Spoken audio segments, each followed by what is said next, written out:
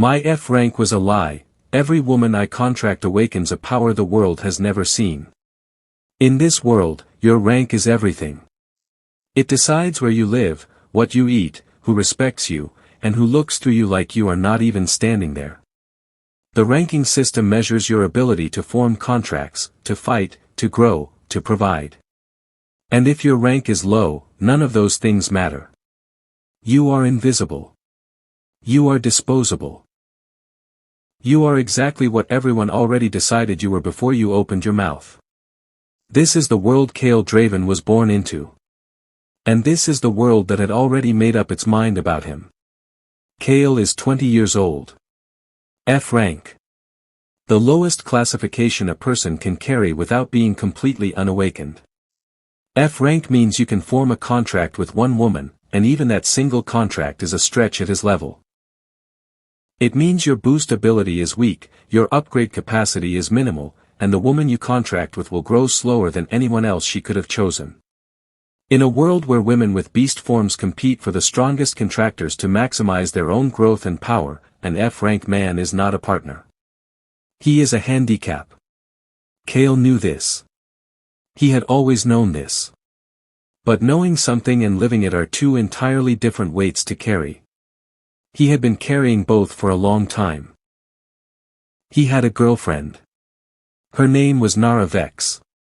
She was beautiful in the way that made people stop mid-conversation when she walked into a room. Her beast form was a black panther, sleek and dark and fast, and at her current rank she was already drawing attention from contractors far above Kale's level. He had known, somewhere in the back of his mind, that the gap between them was growing. That the longer they stayed together the more she was giving up by being with him. He knew it. He just never said it out loud because saying it out loud would have made it real. Nara made it real for him. She did not do it quietly.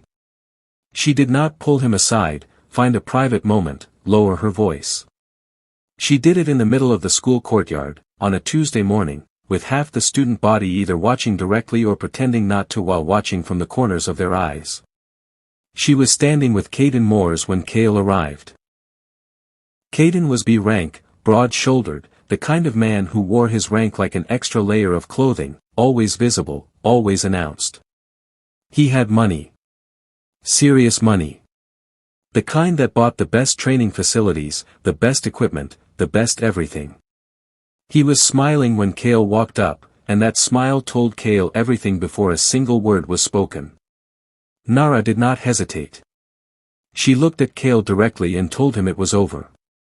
She said she had been thinking about it for a long time. She said she cared about him but she had to think about her future. She said an F-rank contractor was not something she could build a real life around. She said she needed someone who could actually help her grow, actually push her beast form toward its real potential, actually give her the life she deserved. She said all of this clearly and calmly, like she had rehearsed it, and maybe she had. Then she stepped closer to Caden.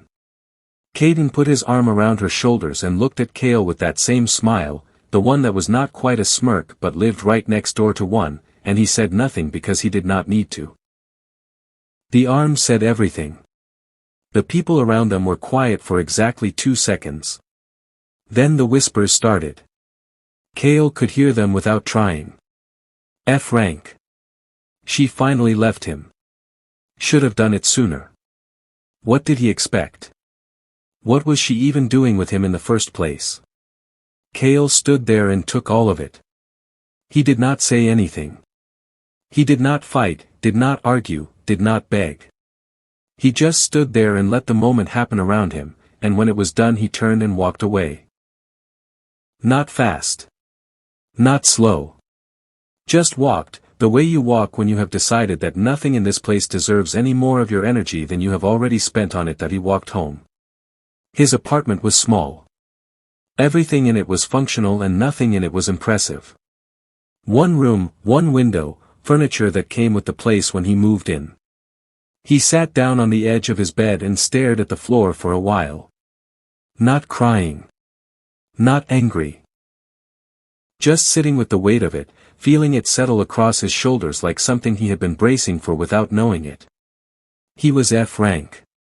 He had nothing to offer. That was the truth of it. That was the world's assessment of Cale Draven, written in official classification records and confirmed today in a courtyard in front of everyone he knew. And then the system appeared. It did not announce itself. It did not build up or flash or make noise. It simply opened, clean white text against a dark panel at the edge of his vision, like it had always been there and had only just now decided he was ready to see it. Status window. Name, Cale Draven. Age, 20. Rank, F, current level, 1. Strength, baseline. Speed, baseline. Sense, baseline. He read it once. None of it was new. He had seen basic status windows before, everyone had access to a standard readout. He was about to close it when something at the bottom of the panel caught his eye. There were 2 additional ability entries that should not have been there. F-rank contractors did not have additional abilities. F-rank contractors had 1 contract slot, a basic boost function, and nothing else. What he was looking at did not exist in any classification he had ever heard of. He leaned forward and read carefully. First ability. Vessel Contractor. Allows the user to form contracts with multiple females simultaneously with no level restriction on contract quantity. Contracted partners absorb crystal cores at 100% efficiency with no fatigue limit. Contracted partners rank up at 3 times the standard rate. User receives a strength feedback bonus each time a contracted partner ranks up. Contract requirement: the female must have no prior romantic relationship, or if a prior relationship existed, she must never have been intimate with anyone. Cale read that twice. No level restriction. Multiple contracts. 3 times the standard rank-up rate. He was looking at a contractor ability that broke every rule the system had ever established. Standard contractors gained 1 contract slot per level, meaning at level 1 you could contract 1 person, at level 2 you could contract 2, and so on upward. What the system was showing him had no ceiling. No restriction. He could contract as many women as agreed to it, right now, at level 1, with no limitations. He kept reading. Second ability. Site of origin. Allows the user to view the complete status information of any individual within range, including hidden abilities that the individual themselves may be unaware of. Hidden SSS rank abilities are visible to the user even when concealed from the entire world including the ability holder. He sat back. Hidden SSS rank abilities. In this world, beast form abilities were ranked from F at the bottom through E, D, C, B, A, S, and at the very peak, SSS.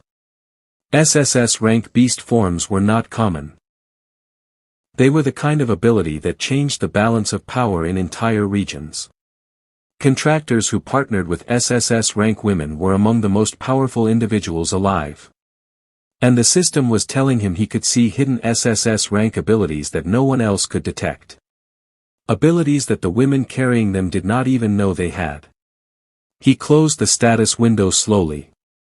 He sat in his apartment, in the quiet, and thought about what had just happened. 2 hours ago he had been publicly broken up with in a courtyard.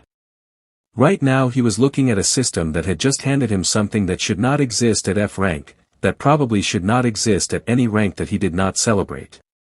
He did not laugh or shout or feel the rush of sudden power that stories always described in these moments. He just sat there and thought about it carefully, the way he thought about most things, turning it over and examining it from every angle. Then he stood up, picked up his jacket, and left the apartment. If the system was real, and the abilities were real, then somewhere out there were women whose hidden abilities matched what the system could unlock. And the only way to find out if any of this was actually going to work was to go somewhere people gathered to train and test themselves. He went to the guild. The Awakening Guild was the central hub for contractors and their partners. It was where people went to test their power rankings, update their official records, purchase weapons and equipment, and rent training rooms where they could fight ranked beasts in a controlled environment to build strength and experience. The training rooms were the most important resource a contractor and his contracted partner had for early-level growth. You booked a room, you paid the entry fee, and inside you fought beast simulations from rank 1 upward, each rank harder than the last, until you or the beasts reached a limit.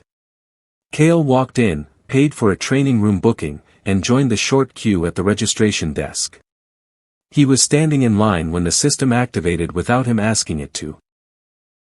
The site of origin opened quietly at the edge of his vision, and information started appearing above the people around him. Not intrusively, not flooding him, just present, readable, available the way a notification sits at the edge of a screen. He scanned the room without moving his head. Most of the readouts were ordinary. E rank, D rank, a few C ranks near the back. Standard abilities. Nothing that triggered any response from the system beyond basic information display. Then he turned slightly to his right. She was standing at the entrance to the training room corridor, maybe 4 meters away from him, and she was the most striking person in the building without appearing to try.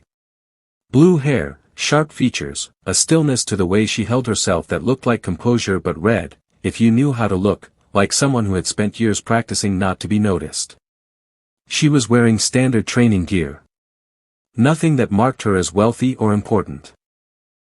She was looking at the room numbers above the corridor doors, checking something on her phone, and she had not looked in his direction once. The system gave him her information without being asked. Name, Lyra Voss. Age, 20. Rank, E, visible ability, Frost Lizard Beast form. Hidden ability, Frost Dragon, SSS rank, fully concealed, undetected by all external assessment systems. Contract status, none. Relationship history, none. Kale stopped reading and looked at her. Frost Dragon. SSS rank. Hidden completely. Her official rank was E, which in the eyes of everyone in this building made her unremarkable, a low-rank contractor prospect with a minor beast form that would cap out relatively early. No one was looking at her. No one was approaching her. She was standing alone at the entrance to the training corridor and the entire room was moving around her like she was not there. He walked toward her. She noticed him when he was close enough that pretending not to would have been obvious. She looked at him once, assessed him the way people in this world always assessed each other, a fast, involuntary rank check, F rank. Her expression stayed neutral but her body language shifted the way it always did when someone registered as not worth the conversation, and she was already preparing to step past him when he spoke. He kept his voice low. Not whispering, but quiet enough that it did not carry beyond the two of them that he said he knew her ability was not Frost Lizard. She went completely still. Not the stillness of someone who was calm.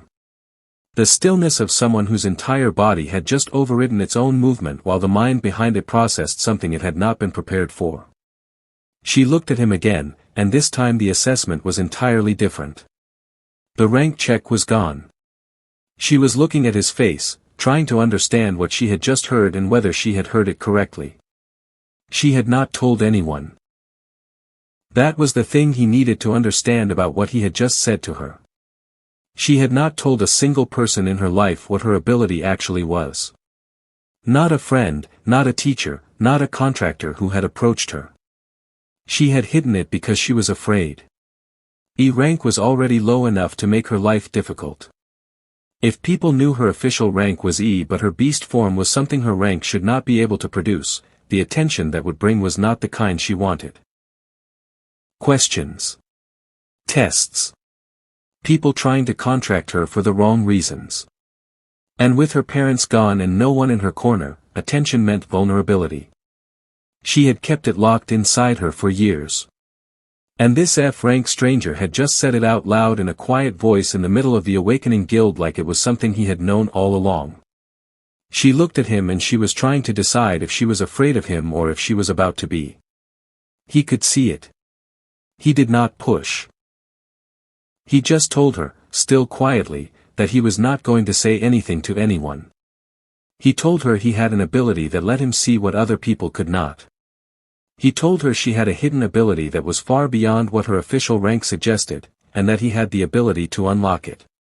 He said it plainly, without performance, without trying to impress her, the way you state a fact that you are confident in. She stared at him. Then she said, voice very controlled, that she did not know him. He told her his name. Cale Draven. F rank. And before she could use that to dismiss him the way the rest of the room already had, he told her one more thing. He told her that the ability she was hiding was not a frost lizard. It was not even close to a frost lizard. And if she came into the training room with him right now, he could show her exactly what she actually was. The silence between them lasted several seconds. He could see her working through it. The risk calculation of following a stranger into a private training room. The counterweight of what he was offering, which was the one thing she had wanted and been afraid to want for as long as she had been carrying this secret.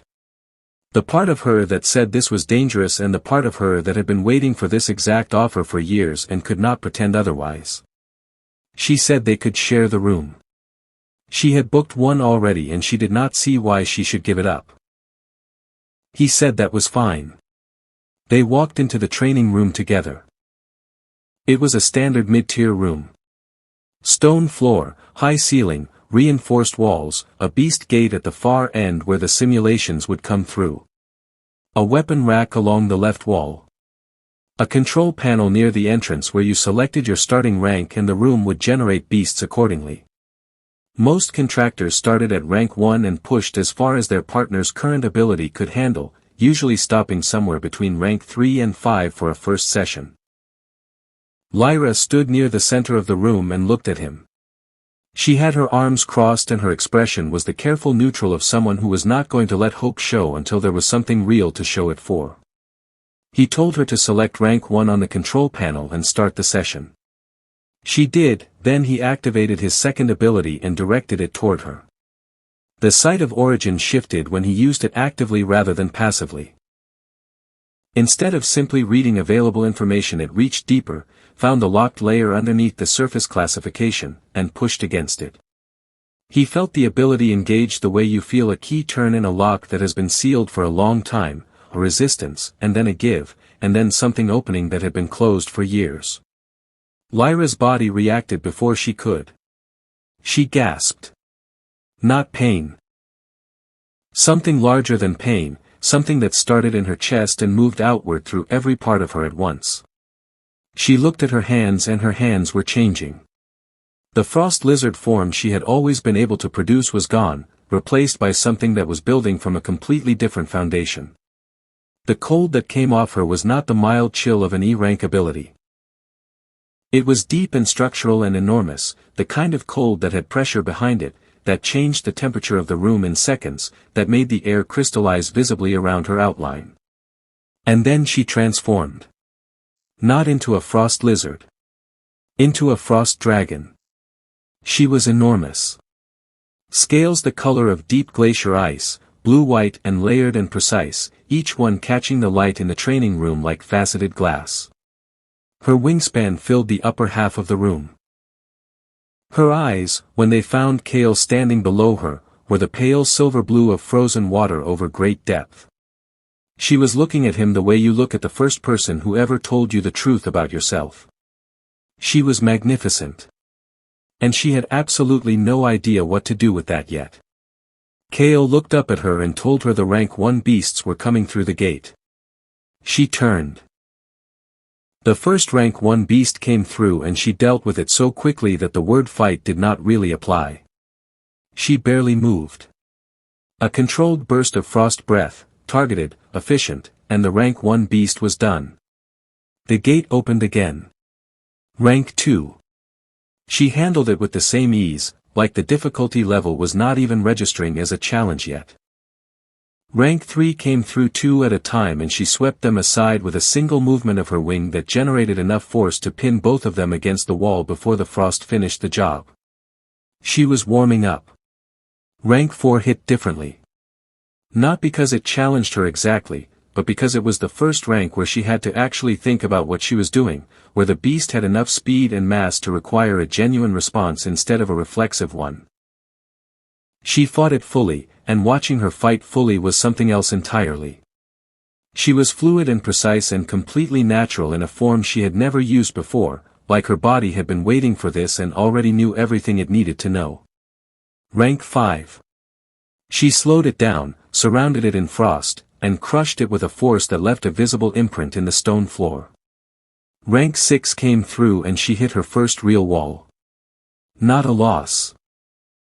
She took it down, but it cost her something. She could feel the edge of her current capacity, the place where her strength met its temporary limit. She fought through it and won, and then she held still, breathing, the cold rolling off her in slow waves. Then she transformed back. She was standing in the center of the training room, human again, and she was shaking. Not from cold or exhaustion. From something else. She was looking at her hands and then at the room around her and then at Kale, and her eyes were bright in a way that had nothing to do with composure. She had spent years hiding what she was because she was afraid of it. Because she had no one to explain it to her, no one to stand with her when it came out, no one who knew and still stayed. She had carried this alone for so long that she had almost convinced herself the fear was the right response. That small and hidden and safe was better than real and visible and vulnerable. She was wrong. She looked at Kale and she did not have words for what she wanted to say, so she did not say anything for a moment. She just looked at him, and the expression on her face was one he had not seen directed at him before. Not gratitude exactly. Something more foundational than that. The expression of someone who has just been given back something that was always theirs. He told her quietly that the ability would fade. Not permanently. But without a contract in place, the unlocking was temporary. The full power she had just experienced, the SSS rank Frost Dragon, required the contract to stabilize it and make it permanent. She looked at him. She asked him what contracting with him actually meant. Not the official definition. What it actually meant, for her, in practical terms. He told her honestly. The contract would mean they were linked. Her growth would accelerate beyond anything she could achieve alone. He would be able to boost her directly during combat, amplifying her ability in real time, and over time as both of them ranked up, the gap between what she could do now and what she would eventually become was almost impossible to calculate from where they were standing. He told her about the multiple contract ability and he told her the requirement. He was not going to pretend that part did not exist.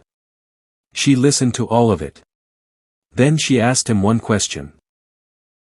She asked him if he was going to treat her the way the world had been treating her. He understood what she was asking. She was asking if he saw her rank, saw what he could gain from her SSS ability, and was going to use her as a resource the way contractors in this world so often treated their partners. She was asking if the man who had just unlocked her real self was going to then own it. He told her no. He told her the contract worked because both people chose it. He was not going to pretend he did not benefit from it because he did. But she benefited too, and not in a way that cost her anything she wanted to keep. He told her the decision was entirely hers. She was quiet for a while. Then she told him she would do it. They left the training room together and walked to her apartment. She lived in a building in one of the higher-ranked residential areas of the city, a neighborhood built on top of one of the natural ability awakening zones where the ambient energy in the ground accelerated beast form development. It was a good address, one that told him she had some resources even without the contract support most women in her position relied on. Inside, the apartment was clean and quiet and carefully arranged, the kind of space that belongs to someone who has been managing everything on their own for a long time and has gotten very precise about it. There were no family photos. There were books, training manuals mostly, and a window that looked out over the city with the awakening zone marker lights visible in the distance. They sat across from each other and Kale walked her through the contract process. The contract in this world was not a legal document. It was an ability-based bond, formed through direct agreement and sealed by the contractor system recognizing both parties. It required genuine consent from both sides and it could not be faked or forced. The system simply would not complete it if the agreement was not real. They agreed. The contract sealed. Cale felt it the moment it completed. A warmth that moved from his chest outward, different from the system activation feeling, more like something clicking into place that had always had a space waiting for it. His status window updated immediately. Contract registered, Lyra Voss. SSS rank Frost Dragon, stabilized. Boost capacity, active. Upgrade pathway, unlocked. Lyra felt it too. She looked up at him when it completed and she looked different. Not transformed, still herself, but something in her posture had shifted. The careful smallness she had been carrying, the practiced habit of taking up as little space as possible so no one would look too closely, was still there in the edges of her but it was looser now.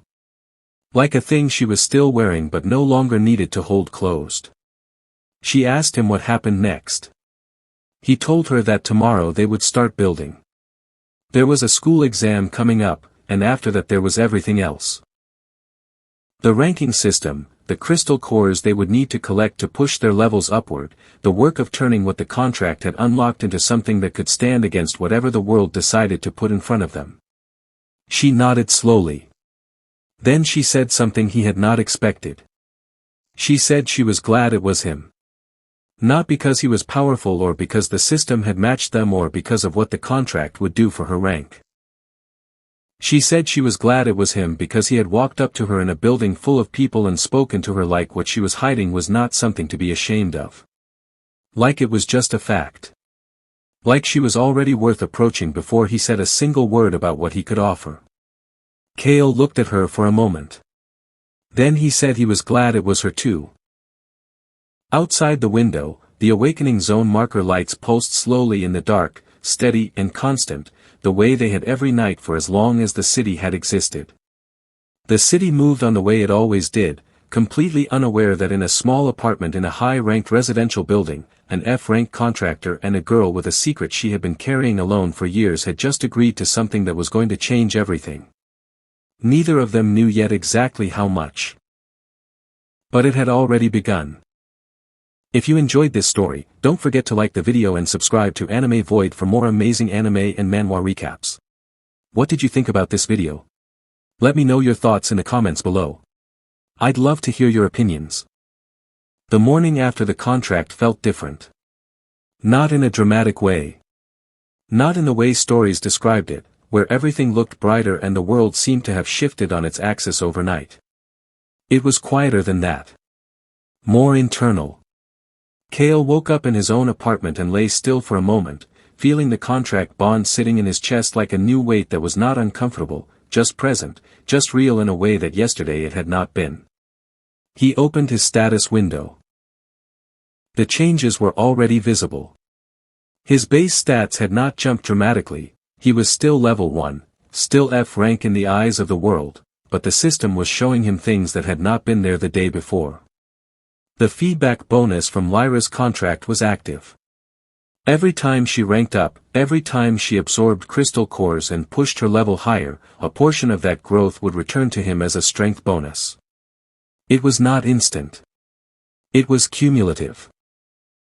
The kind of power that did not announce itself all at once but built quietly, layer by layer, until the people who had dismissed him at the beginning would not recognize what they were looking at by the end. He got up, got dressed, and went to meet Lyra. She was already waiting outside his building when he arrived at the street level.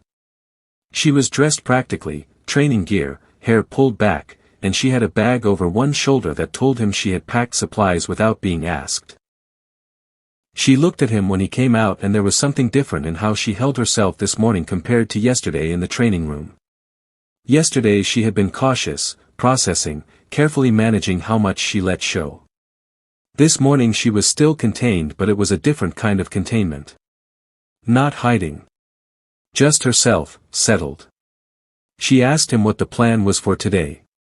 He told her they had the first school exam coming up in 2 days. The exam was the standard assessment all students went through at the beginning of each term, a practical combat evaluation inside a controlled beast arena where contractors and their partners fought ranked beasts in front of the entire school.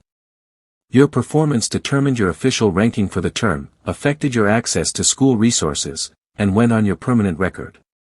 For most students it was a straightforward demonstration of where they were in their development. For Kale and Lyra, it was going to be something else entirely. But before the exam, they needed crystals. Crystal cores were the primary resource for ranking up in this world.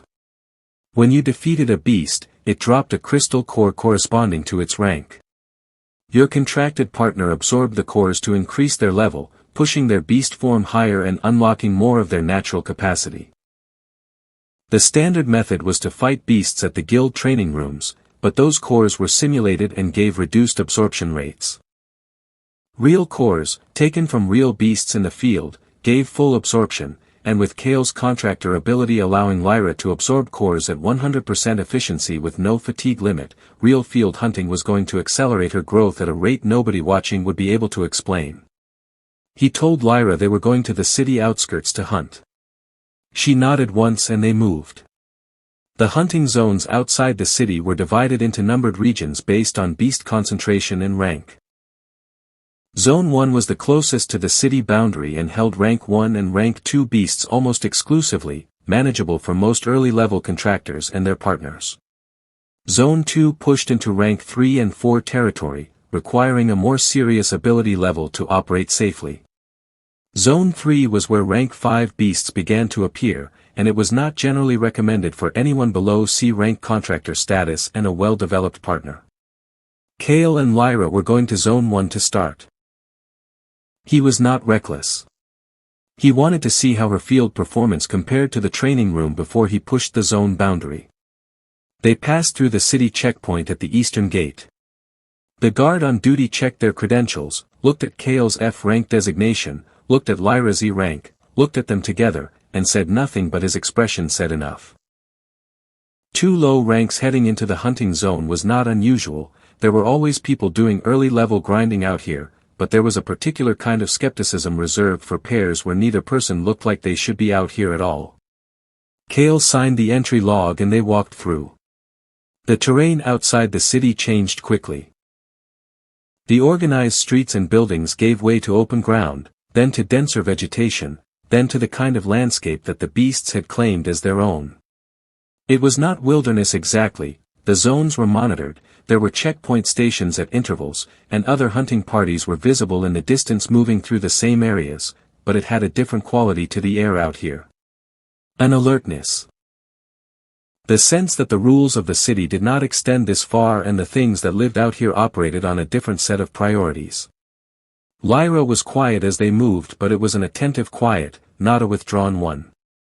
She was reading the environment, tracking movement at the edges of her peripheral vision, her body already shifting into a different mode than the one she wore inside the city. He noted this.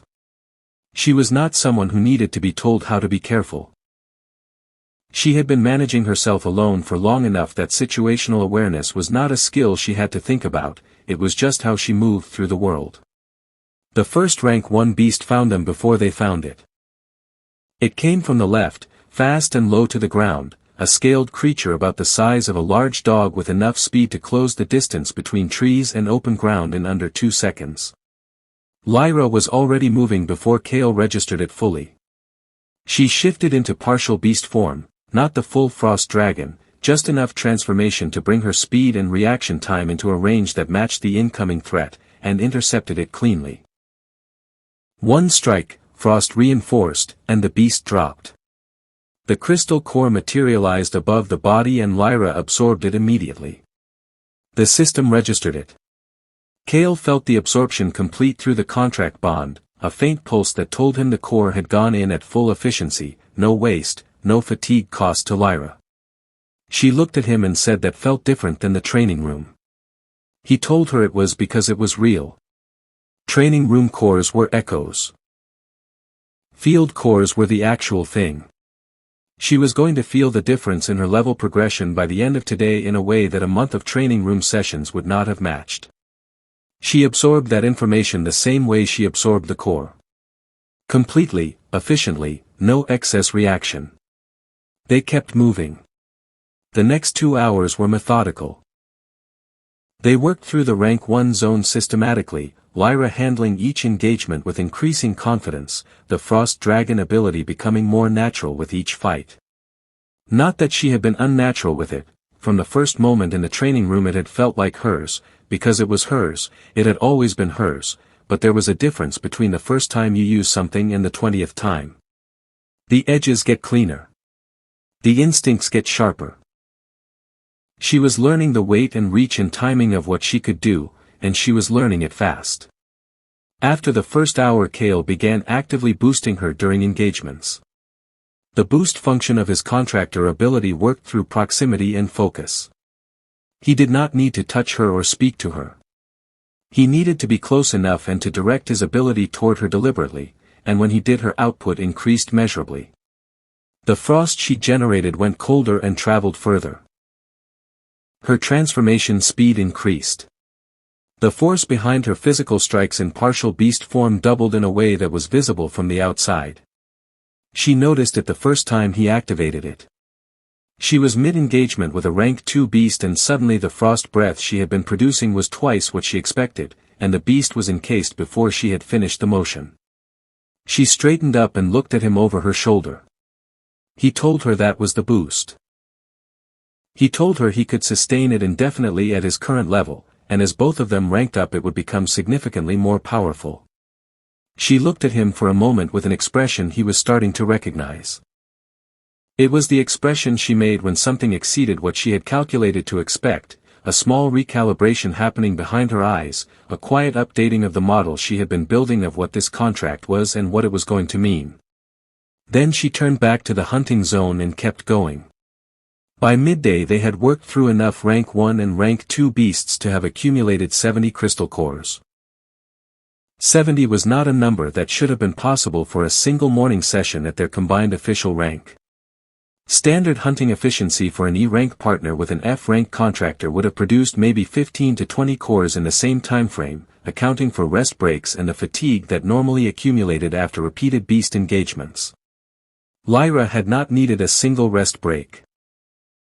The 100% absorption efficiency meant nothing backed up, nothing weighed on her, every core went straight in and her body processed it completely before the next engagement. They stopped at one of the checkpoint stations for midday supplies and Kale ran the numbers. At this absorption rate, Lyra's level was already pushing past where it should have been after a full month of standard training. The system was showing him her progression in real time through the contract bond and the rate was consistent with what he had calculated when he first read the ability description, but seeing it actually happen was different from calculating it. She was growing at 3 times the standard rate, which meant that the girl sitting across from him eating her lunch in the checkpoint station was already, in terms of raw ability development, operating well above what her official E-rank classification suggested. And nobody out here knew it yet. He thought about the school exam in 2 days and he thought about what walking into that arena was going to look like. He thought about Nara and Kaden who would be there, who would have spent the same 2 days doing their own preparation, who were going to walk into that exam confident because B-rank contractor plus Black Panther was a legitimate combination that typically placed well. He thought about the monitoring room where the school officials would be watching from above and recording everything. He ate his lunch and said nothing about any of this to Lyra. She asked him what he was thinking about. He told her the exam. She said she had been thinking about it too. She said she had never performed well in official assessments because she had always had to hold back. If she used her real ability in a controlled official setting her rank readout would not match her performance and that inconsistency would draw exactly the kind of attention she had spent years avoiding. She had always sandbagged, always deliberately underperformed, always walked out of exams with results that confirmed E-rank and nothing more. She was not going to be able to do that this time. She was not going to be able to do that this time. He told her she was not going to have to. She looked at him. He told her that the contract changed everything about what she needed to hide and what she did not. The hiding was for when she was alone, for when exposure meant vulnerability with no one beside her. She was not alone anymore. Whatever attention their performance drew in that exam, they would deal with it together, and dealing with it together was a fundamentally different proposition than dealing with it alone. She was quiet for a moment. Then she said okay. They finished their supplies and prepared to go back out for the afternoon session. Kale wanted to push into rank 3 territory before the day ended, to see how Lyra handled the step up in beast difficulty and to gauge where her current level sat against higher ranked opponents. The afternoon would also push his own feedback bonus higher, the cumulative effect of each core she absorbed returning a small portion to his base stats, and by the end of the day he wanted to have a clear picture of where they both stood going into the exam. They were walking back out toward the zone boundary when Lyra stopped. She had gone still the way she went still when something had shifted in her environment. Not frozen, not afraid, just the particular quality of attention that meant her senses had caught something before her conscious mind had finished processing it. He stopped beside her and did not speak. She said there was something wrong with the zone ahead. He looked. The zone boundary between 1 and 2 was marked by a ridge of elevated ground and a line of older trees, the kind that had been there long enough that the beasts had stopped treating them as cover and started treating them as landmarks. Nothing looked different. The trees were the same. The ground was the same. Then he heard it. Movement. Not the small quick movement of rank 1 or 2 beasts going about their normal patterns. Something heavier. Something with a different weight distribution than anything that was supposed to be in this zone. Something that was moving with a kind of deliberateness that low-rank beasts did not have. He checked the zone markers on his map. They were still in Zone 1. The boundary to Zone 2 was 50 meters ahead. What he was hearing was coming from Zone 2's direction, but it was not in Zone 2. It was moving toward them through Zone 1, and whatever it was big. Other hunting parties were visible in the distance, 3 groups that Kale could see, and all of them had stopped moving. One group was already pulling back toward the checkpoint. Something had caught everyone's attention at the same time. Then the beast broke through the tree line. Rank 5. Giant class. A creature that stood twice the height of a man at the shoulder, heavily armored in natural plating that had the dull sheen of something that had been in the field long enough to accumulate significant combat experience. It was not running. It was moving with the slow, certain pace of something that was not accustomed to being threatened by anything in its environment. Its eyes swept the zone with a flat, assessing quality that was different from the reactive aggression of lower-ranked beasts. This was intelligence. Low, instinctual, but present. A rank 5 beast had no business being in Zone 1. Zone 1 was designed to contain rank 1 and 2 beasts. The zone separation existed precisely to prevent situations like this, where contractors and partners who were operating well within their safe range suddenly found themselves in proximity to something that should have been 3 zones away. Someone was going to be in serious trouble very quickly. Kale looked at the other hunting parties. 2 of them were already running. The third was Frozen, a young pair who had probably only been out here a handful of times and had not yet developed the reflex to move immediately when the situation changed. He looked at Lyra. She was already reading the beast. Not with fear. With calculation. He could see her assessing it the way she had assessed everything today, weight, speed, armor density, the way it was moving, where it was looking. She asked him quietly if he was going to boost her. He said yes. She transformed. The frost dragon emerged in the open air of the hunting zone for the first time, and it was a different thing entirely from the training room. In the training room the ceiling and walls gave it a frame. Out here under the open sky it was enormous, the full scale of what an SSS rank beast form actually was without any architecture to compress it. The wings spread and the cold that came off her dropped the ambient temperature of the surrounding area immediately, visible as a shimmer in the air for 20 meters in every direction. The rank 5 beast stopped moving. It looked at her. Kale activated the boost. What happened next was not a long fight. It was not the kind of engagement where two evenly matched opponents tested each other and found their limits. The rank 5 beast was formidable within the context of what it was. But what it was looking at was an SSS rank Frost Dragon at close range with an active contractor boost amplifying her output in real time, and the gap between those two things was not a gap that could be overcome through aggression or size or natural armor. Lyra hit it with a focused frost breath attack that locked its legs to the ground.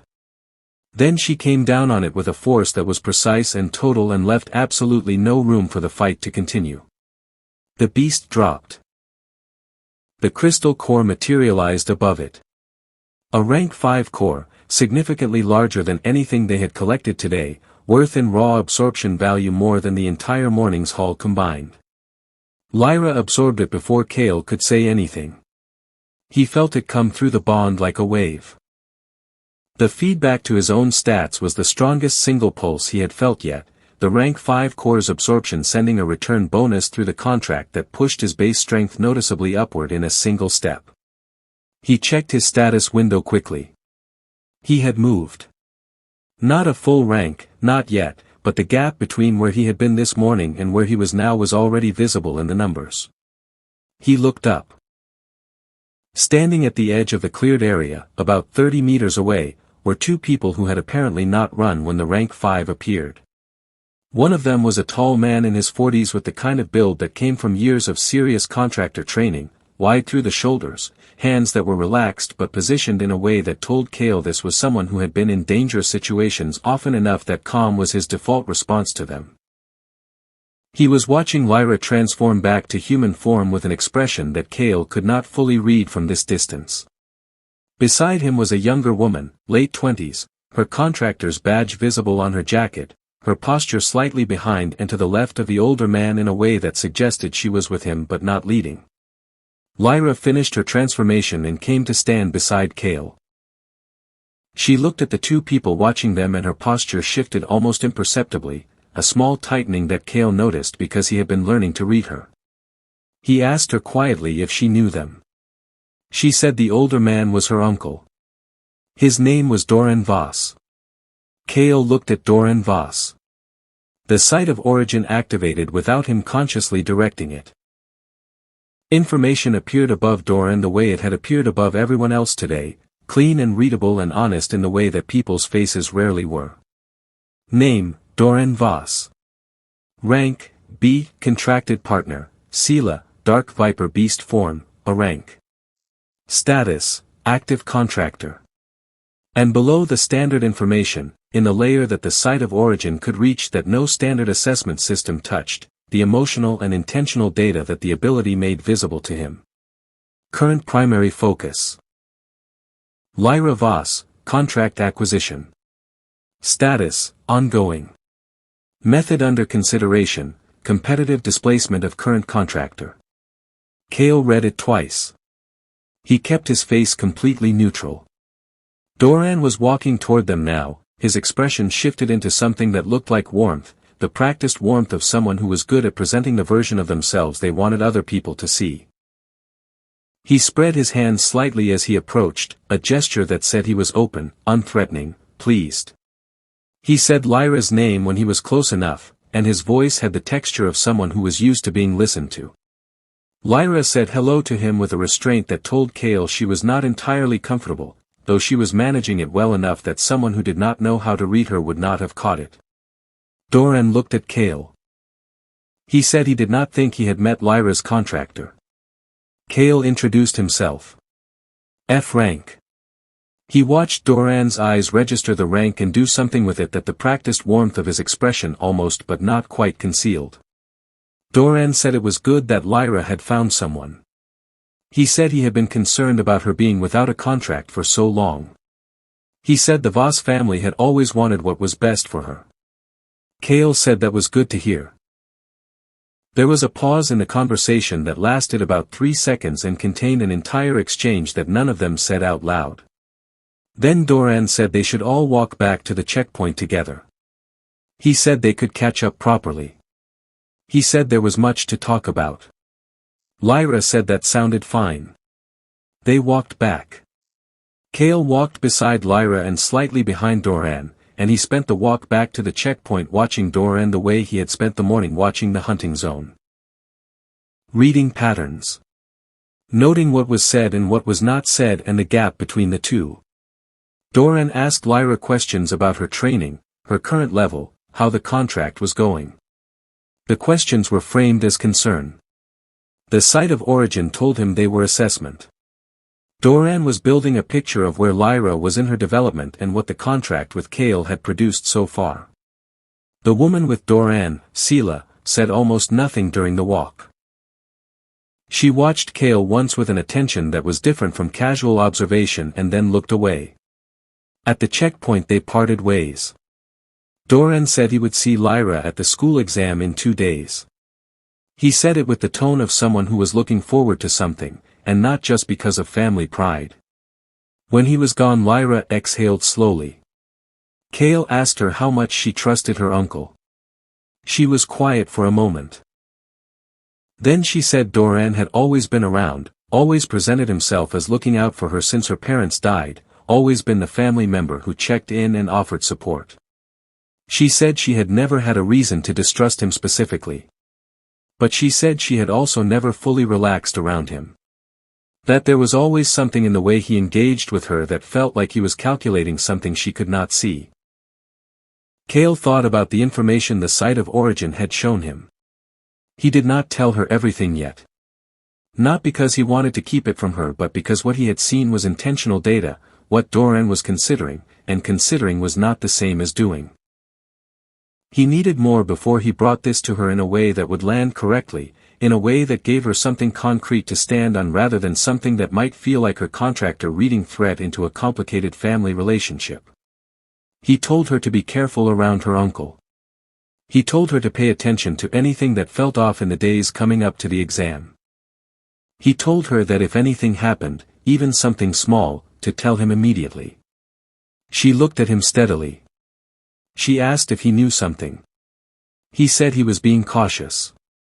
He said her uncle showing up the same day as their first real field session, in the same zone, right after they had just taken down a rank 5 beast that no one should have expected them to be able to handle, was a coincidence he was not ready to call a coincidence yet. She was quiet for a moment processing that.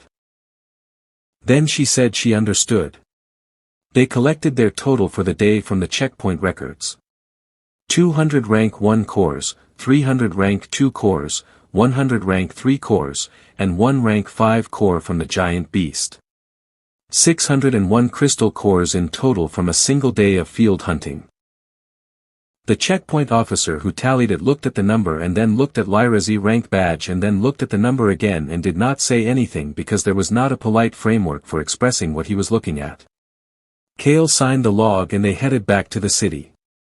On the way back, Lyra ran the absorption numbers quietly. With the cores processed through the contract at full efficiency, her level had pushed significantly higher than it should have been possible to reach in a single day.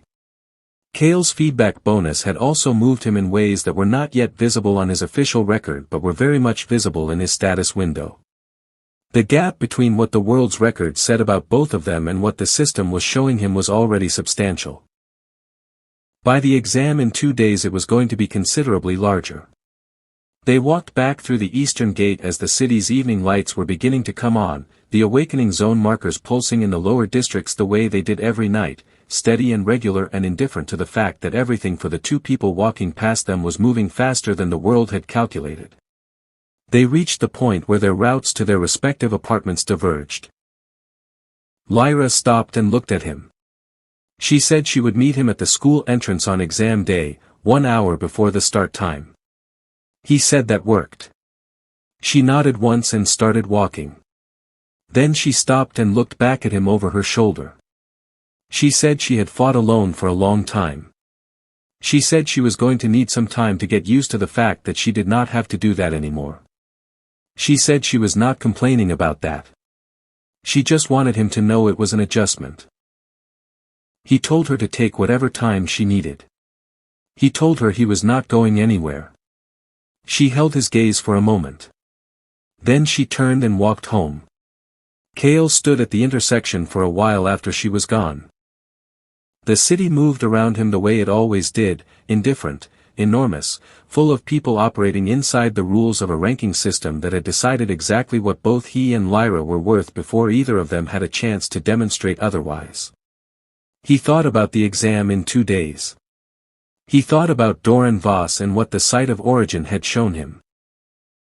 He thought about the rank 5 core sitting processed in Lyra's system, already converting into the kind of growth that was going to make the school arena a very different experience than anything the people running that exam were prepared for. He started walking home. Tomorrow they would rest and prepare. The day after, the exam. And after the exam, whatever came next. He was not worried about any of it. For the first time in a long time, he was not worried about any of it at all. Want to see what happens next? Subscribe and turn on the notification bell so you don't miss the next part.